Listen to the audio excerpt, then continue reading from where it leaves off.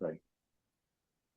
Hey guys, it's Caden. Welcome to another Autism Digest interview, where today we have someone from one of my childhood bands. You might know him as the bassist of a sensational band, Hoobastank, known for their hits The Reason and Out of Control. He is also a special education teacher and a therapist, so we have a lot to talk about today. So give it up for Jesse Charland. Thanks for coming on, Jesse. Thanks for having me, Caden. Good to see you. Hi. Good to see you. I think a lot of people remember you if they grew up in the 90s or 2000s. Hoobastank, especially the reason, was everywhere, I even in know it. Friends. But for those that may not know you, do you mind telling a bit of your story in your own words? All right. Um, I'll keep it concise because I'm getting to be an old timer now, so a lot has happened. I I grew up in Connecticut. I went to I studied music my entire life. I went to a music school for my undergrad. Have my degree in classical music performance. Um, Promptly moved to LA and joined Hoobastank in 2009. Um, Before that, I was kind of just freelance musician around LA, kind of doing that thing and trying to stay afloat. Um, so I've been in Hooba ever since then. I'm still with that band, 17 years, which is wild to think about. Um, in 2000, just when like prior to the pandemic, I moved to Vegas a couple of years prior to be with my now wife. Um, and and that summer, that year was kind of wild for everybody. The music industry shut down completely, and I didn't really know what to do with myself. You know what I mean? I had only been a musician, and it looked like there's no work for musicians going around during COVID. So I found a place in town called Sports Social, and at Sports Social, they were looking for music teachers, right? I also knew that I wanted to do mental health therapy. I wanted to be a counselor, and I wanted to strive to get my graduate degree in that, and that would be kind of my transition out of doing music.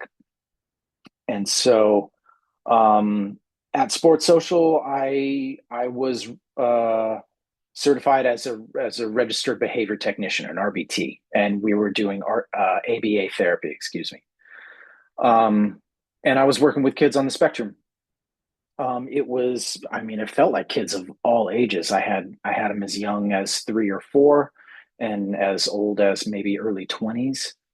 Um, it was it was such an eye-opening experience. It was really the first time I had ever worked with anyone that was on the spectrum in that capacity as like a teacher. Doing ABA therapy taught me so much about just psychology, about how to work with kids, how to de-escalate um, situations. It was instrumental to the work that I'm doing now as a therapist. Um, but yeah, I really enjoyed it. I was there until maybe late 2023.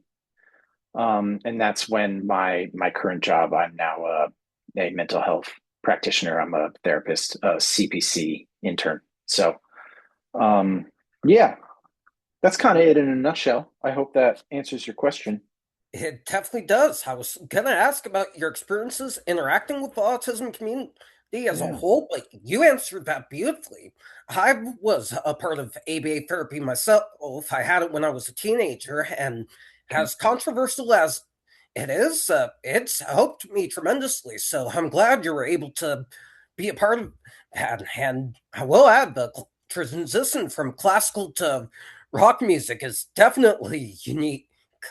My next question That's for you is: as an RBTE and a teacher within the special education system in the United States, what do you think can be done to improve the current special education system in this country? okay. That's a loaded question that even after working in in special education, I still don't feel like I'm equipped to really know, you know, but I'll take a swing at it. Um, you mentioned that ABA is controversial. I also agree. It was controversial for me. There's something about conditioning that didn't feel right. That's why I kind of chose to continue with the therapy that I'm doing now. Talk therapy, I think, is really important. It's important to give agency to the client, to the person that you're working with, you know. What I loved about working specifically at Sports Social was we were using ABA therapy to teach things that were fun, to teach things that were cool. I was doing music with them, but we were also teaching skateboarding. We were teaching, fun sports. It was all based on social skills. How do we get these kids to be social? How do we have them making friends? Which seemed more important than what ABA is typically like table ABA, where we're sitting around and we're just kind of like working on these skills. It's important for kids to learn those skills. However, the environment can be really sterile, and I know a lot of people have talked about having a bad time, with ABA. So, you know, as far as what goes on in the classroom with special education, I just don't have that much experience with it. So I feel kind of not really informed to have an opinion on that. But when it comes to ABA, I think some of these skills can be taught with a little bit more naturalistic conditions. You know what I mean? Like, let's make this fun. A lot of kids just, have a hard time sitting still in a classroom, and it's not. We lump diagnoses on these kids, right? But what if the classroom is not the best place to learn? What if there's different learning strategies, that other kids can resonate with? So I don't know. I think we're starting to realize that learning is just as like learning styles is just as diverse as there are people. And maybe it would be a good idea to have a couple of different teaching styles under our belt so that we can accommodate these kids instead of just labeling them or trying to force that square peg into that round hole kind of thing. You know what I mean? Yeah, exactly. And that's a perfect answer. We just have to learn to adapt to different learning styles within not just special education, but the entire academic system as a whole. And more importantly, make it fun. My experience with ABA was exactly what your company did. Yeah. They let me express my interest while still continuing to work on those life skills, such as the college transition and like. So I definitely like that answer, which leads perfectly into my next question for you. Going Okay. back to therapy for a bit, how can what's your advice to anyone who's in the process of choosing a form of therapy and is fearful that society will judge them by a standard? Oh, that's a good question. So you mean that from the client's point of view, anyone who's looking to like take therapy or do therapy with a clinician and worried about being judged for doing that therapy? Yes. Yeah, that's a great question, man. I do talk therapy, and there's a lot of different ways to do talk therapy. Um, I think the stigma is in, what does it say about me if I feel I need therapy? Does it mean that I'm, like there's something wrong with me mentally? Does it mean that I'm crashing out? You know, a lot of people wait for it to be too late a little bit. That's a tough way to say that, but like, they wait for crisis to happen before they go and go and talk to somebody about it. And I would like to just maybe offer out there that therapy is something that everyone can use. That's whether you're in crisis or not. If things are going well, it's still good to have therapy because it's good to be heard. It's good to talk. And we have, especially for men, right? there's a stigma in, you know, in just talking. Like, we're not allowed to talk about our feelings. We're supposed to just shove those things down and be strong, right? And I want to work to maybe change that, where strength can be shown in vulnerability, in saying that, like, I need help and asking for help. These are strong things, right?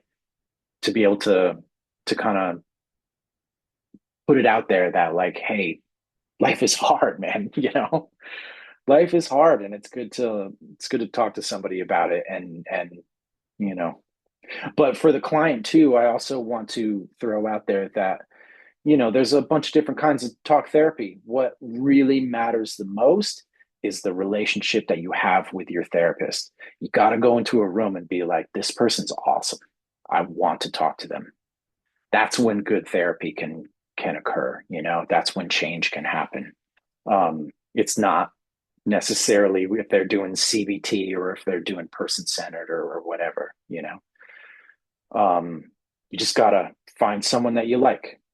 you know Exactly. It's that simple. I went through a lot of different therapies as a teenager and as a young adult transitioning into college, and they've all been amazing, and I've enjoyed talking to them. So I absolutely love what you said. It's that simple. Just choose the individual that's right for you. My last question for you is, what does the future hold for you? Do you have anything you want to promote? um yeah, man. Well, I'm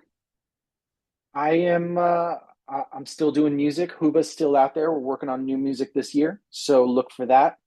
What else is going on is, I'm if you live in Nevada, and especially if you live in Las Vegas, and you feel like you need therapy and you would like to talk to me, you can find my information on my Instagram. You can also find me on Psychology Today. Just search my name, Jesse Charland, and I will pop up, and feel free to reach out. I'm taking clients.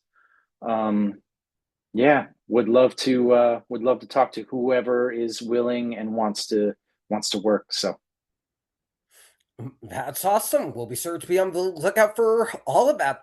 Anyways, that's going to do it for listening to you guys. Thank you so much to Jesse for coming on and sharing his perspectives. If you guys want to see more amazing interviews, be sure to like, comment, and subscribe to the Autism Digest channel. Be on the lookout for our next issue that comes out next month. You can get that by going to autismdigest.com, and stay tuned for the audio file to be posted on our Spotify. Thank you so much for watching, and we'll see you in the next one.